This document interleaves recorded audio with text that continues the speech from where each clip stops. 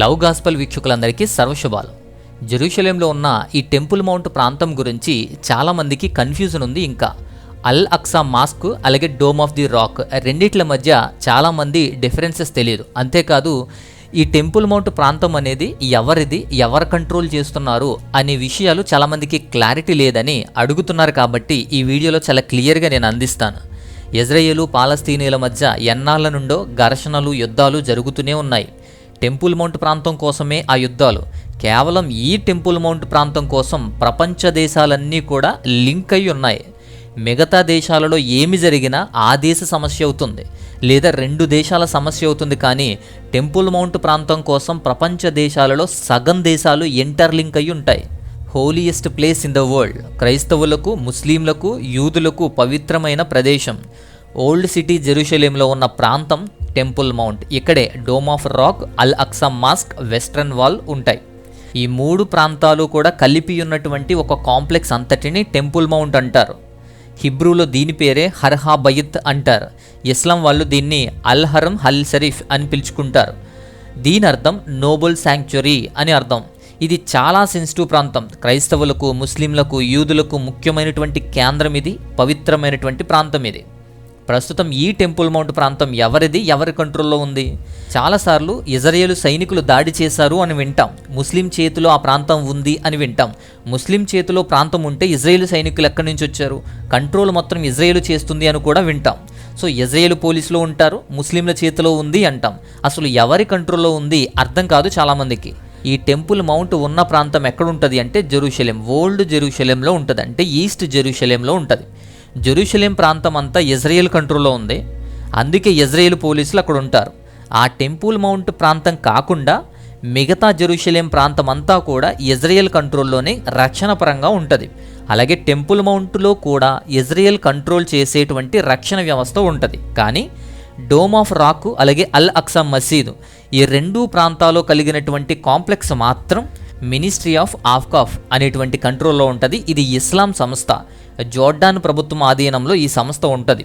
ఈ ఆఫ్కాఫ్ సంస్థ జెరూషలేంలో మసీదు, మందిరం ఈ రెండింటినీ కంట్రోల్ చేస్తుంది.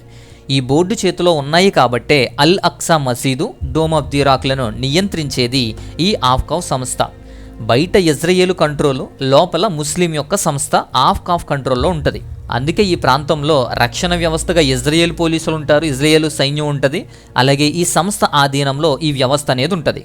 ఒకప్పుడు ఈ ఓల్డ్ జెరూషలేం ప్రాంతం జోర్డాన్ ఆధీనంలో ఉండేది. 1967 6 డే వార్లో, అంటే అరబ్ ఇజ్రాయేల్ వార్ జరిగితే ఈ ఇజ్రాయేల్ ఆ యుద్ధంలో నగ్గి ఈ ప్రాంతాన్ని, జెరూషలేం ప్రాంతాన్ని సొంతం చేసుకుంటుంది. ఈ ఈస్ట్ జెరూషలేం ప్రాంతం అలాగే టెంపుల్ మౌంట్ ప్రాంతాన్ని కూడా ఇజ్రాయేల్ సైనిక వ్యవస్థ అనేది ఉంటుంది, ఇజ్రాయేల్ కంట్రోల్ చేస్తుంది. కానీ మసీదు దగ్గర మాత్రం, అంటే ఆ డోమ్ ఆఫ్ రాక్ ప్రాంతం మాత్రం ఈ ముస్లిం సంస్థ చేతుల్లోనే ఉన్నాయి. అందుకే ఇది 2 స్టేజ్ కంట్రోల్లో ఉంటుంది. పూర్తిగా ముస్లిం చేతుల్లో ఉండేది, జోర్డాన్ పాలించేది. బట్ 1967 6 డే వార్ ద్వారా ఇజ్రాయేలు ఈస్ట్ జెరూషలేంని సొంతం చేసుకుంది. అక్కడ కంట్రోలు, ఫోర్సు అన్ని ఇజ్రాయేల్దే. అయినా మసీదు, డోమ్ ఆఫ్ ది రాక్ ఈ కాంప్లెక్స్ అంతా కూడా ఈ రెండు మాత్రం ఇజ్రాయేలు చేతుల్లో లేదు. ఆఫ్కాఫ్ అనేటువంటి ఇస్లాం సంస్థ చేతుల్లో ఉంది. ఇది ముస్లిం సంస్థ. మరి ఇంకొక ప్రశ్న ఏంటంటే, ఈ టెంపుల్ మౌంట్ దగ్గరికి ఎవరు వెళ్తారు, ఎవరికి పర్మిషన్ ఉంటుంది అని. చుట్టూ కూడా చాలా పగడ్బందీగా సెక్యూరిటీ వ్యవస్థ అనేది ఉంటుంది. ఇటు ఇజ్రాయేల్ సైనికులు కూడా అక్కడ కావలి కాస్తారు. అలాగే ఈ యొక్క ఇస్లాం సంస్థకు చెందినటువంటి వారు కూడా అక్కడ ప్రొటెక్ట్ చేస్తారు. ఈ జెరూషలేం టూరిస్ట్ ప్లేస్ ఇది. జెరూషలేంలో ఉన్న ఈ యొక్క టెంపుల్ మౌంట్ కూడా టూరిజానికి సంబంధించిందే. ప్రపంచంలో యాత్రికులందరూ కూడా చాలామంది వస్తూ ఉంటారు, వెళ్తూ ఉంటారు. ఈ టెంపుల్ మౌంట్లోకి రావచ్చు, క్రైస్తవులు కానీ, యూదులు కానీ, ఇతరులందరూ కూడా రావచ్చు, చూడొచ్చు. కానీ ప్రార్థనలు చేయకూడదు, మతపరమైన పుస్తకాలు అక్కడ చదవకూడదు, ఏ కార్యక్రమాలు కూడా అక్కడ చేయకూడదు.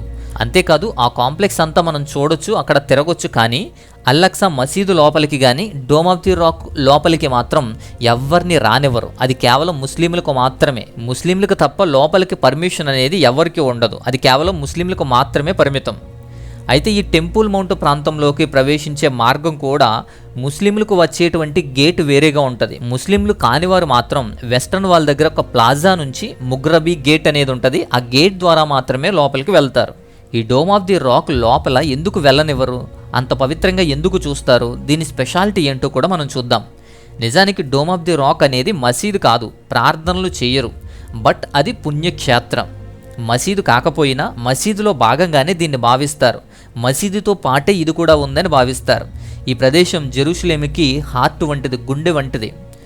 ఆదికాండం 22వ అధ్యాయం ప్రకారం అబ్రహాము తన కుమారుడైన ఇస్సాకును బలి ఇవ్వబోయినటువంటి ప్రదేశం ఇదే.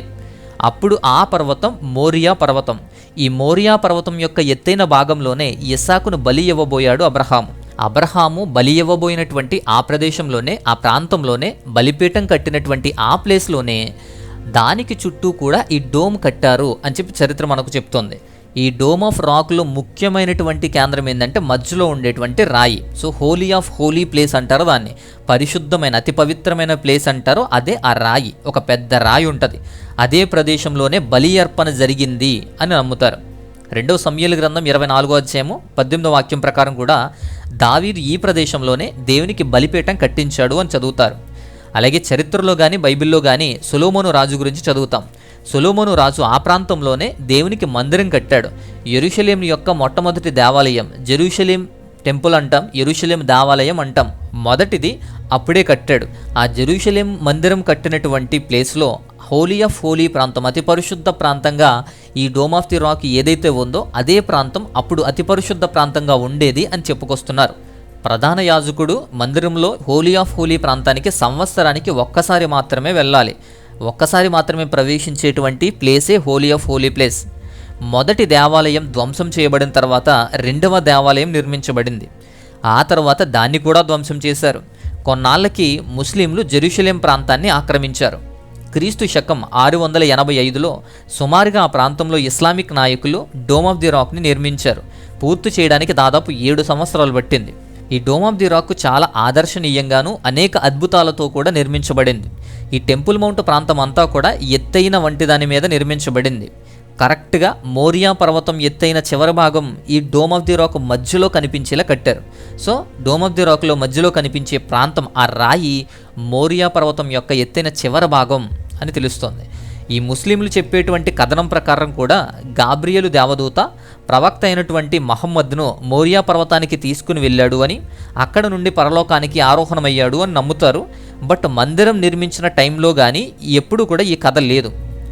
మందిరం నిర్మించేసిన దశాబ్దాల వరకు కూడా ఈ కథ ఏ ఇస్లామిక్ గ్రంథాల్లో కూడా లేదు. ఆ తర్వాత మాత్రమే పుట్టుకొచ్చింది. ఇది కట్టడానికి ప్రధాన కారణం ఏంటి అంటే మహమ్మద్ ఆరోహణం అవ్వడం కాదు, కానీ ప్రధాన కారణం క్రైస్తవులపై ఇస్లాం యొక్క విజయాన్ని జరుపుకోవడానికే. ఎందుకంటే ఈ యొక్క ప్రాంతం ఇస్లాం యొక్క చేతిలోకి వెళ్ళడానికి ప్రధానమైన కారణం క్రూసేడ్ యుద్ధాలు.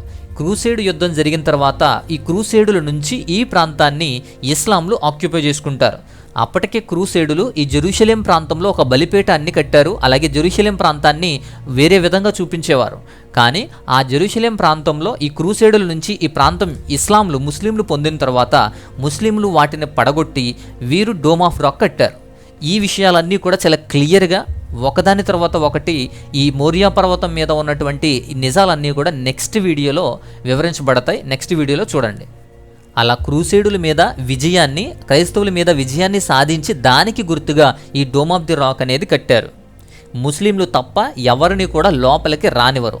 మరి లోపల ఏముంది, ఎలా ఉంది, ఎన్ని అద్భుతాలు దాగి ఉన్నాయో, దేవుని మందసం అనేది ఎక్కడ దాచి ఉంచారో, ఎక్కడ దాగుని ఉండేదో క్లియర్గా వీడియోలో వివరిస్తాను. నెక్స్ట్ వీడియోలో అది పూర్తిగా మీరు గ్రహించండి. అల్ అక్సా మాస్క్ మాత్రము మసీదు.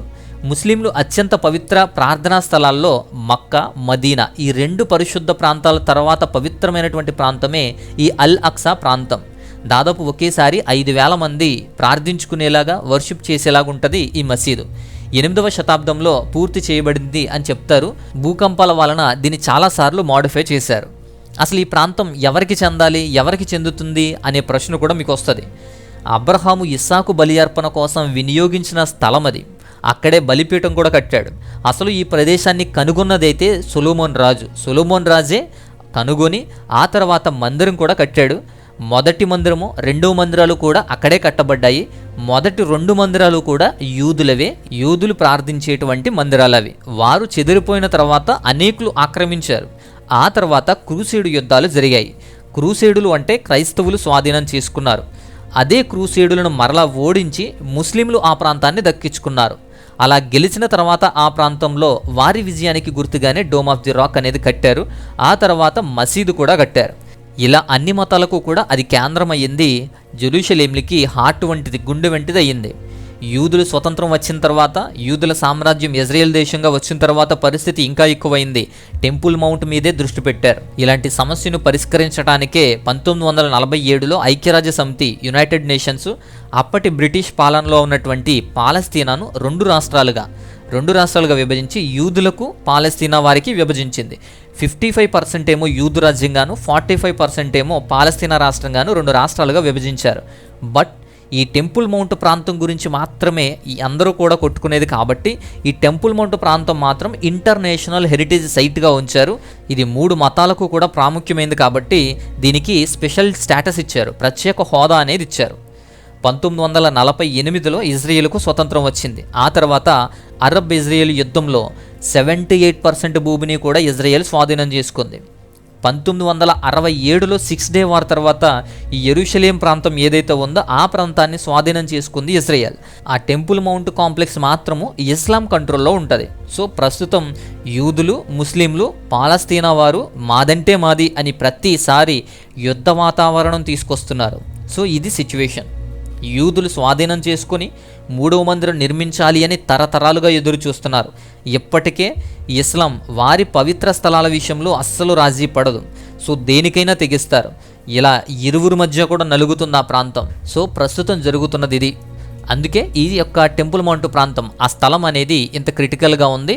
అందుకే అది ఎవరి కంట్రోల్లో ఉంది, ఎవరికి చెందింది, అక్కడ ఏం జరిగింది, ఆ బలిపీఠం ఏంటి, ఆ మందిరం లోపల ఏముంది అనే విషయాలన్నీ చాలా క్లియర్గా అర్థమయ్యాయి అని నేను అనుకుంటున్నాను.